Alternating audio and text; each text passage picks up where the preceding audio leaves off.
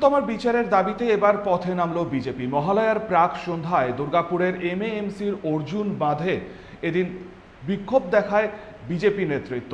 পাশাপাশি ধৃত সঞ্জীব ঘোষের পিণ্ডদান করা হয় এদিন। এরপর পুকুরে ডুব দেয় বিজেপি কর্মী সমর্থকেরা। অর্জুন বাঁধের চারিপাশে মশাল জ্বালিয়ে তিলোত্তমার বিচারের দাবিতে তারা কিন্তু বিক্ষোভ দেখাতে থাকেন। আসল খুনি ডাক্তার, তার নাম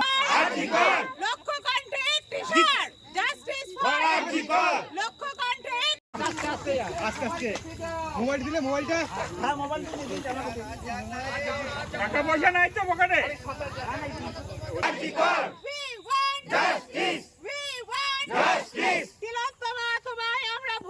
আমাদের যে বোনটা অভয়া যেভাবে নৃশংসভাবে হত্যা করা হয়েছে এবং চারদিকে মেয়েদেরকে ধর্ষণ করা হচ্ছে, তাই তার প্রতিবাদ জানাতে এবং মা দুর্গার কাছে আমাদের অনুরোধ 4 দিনের জন্য আসছে, যাতে এই অসুরগুলোকে বধ করা যায়। আমাদের বোন, আমাদের মেয়ে, আমাদের ঘরের ভাইজি যেই হোক, যেন তাদের নিরাপত্তাটা বজায় থাকে। প্রশাসন সেদিকে দৃষ্টি আকর্ষণ করবে এবং আমাদের আরজি করের ঘটনার দোষীদের আমরা ফাঁসি চাইছি। এবং সেই জন্য আজকে আমাদের কালকে মহালয়ার আগে আমাদের আজকে এই প্রতিবাদ সভা।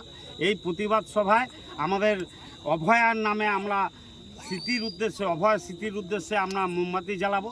এবং সঞ্জীব ঘোষ যে মাথা, তার পিণ্ডি দেওয়া হবে। আমাদের বাবা মা মারা গেলে আমরা গয়ায় গিয়ে যেমন পিণ্ডি দিই, সন্দীপ ঘোষের পিণ্ডি আমরা আজকে এই অর্জুন বাঁধে দেব।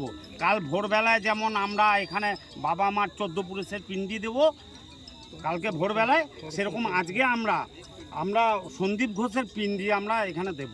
যে আমরা চাই যে একটা ভালো বিচার ব্যবস্থার প্রতি আমাদের এই একটা আবেদন যে তাড়াতাড়ি যেন যে ঘটনাটা ঘটেছে, যে একটা জঘন্য একটা নিকৃষ্টতম ঘটনা যেটা ঘটেছে, তার বিচার যেন খুব তাড়াতাড়ি পাওয়া যায়।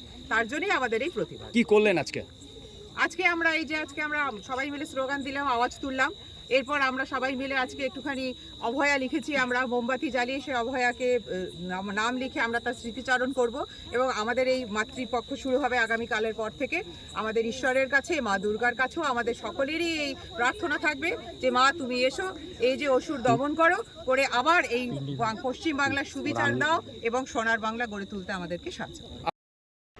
দুর্গাপুর থেকে সনাতন গড়ার রিপোর্ট, 99 নিউজ বাংলা।